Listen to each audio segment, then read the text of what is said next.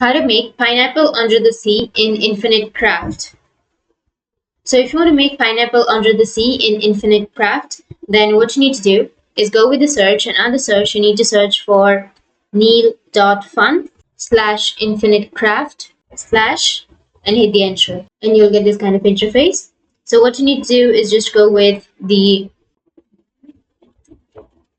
wind, earth, water, fire, mix that fire, and then take the earth and mix it, and now go with water again, and again water, and mix the water, go with fire, and it will make a volcano, and after that go with lake and earth, mix the ocean and earth, and go with volcano and island, and go with water, earth, and go with plant and Hawaii, mix that, and here you will get the pineapple, and go with pineapple and house, and you'll have pineapple under the sea.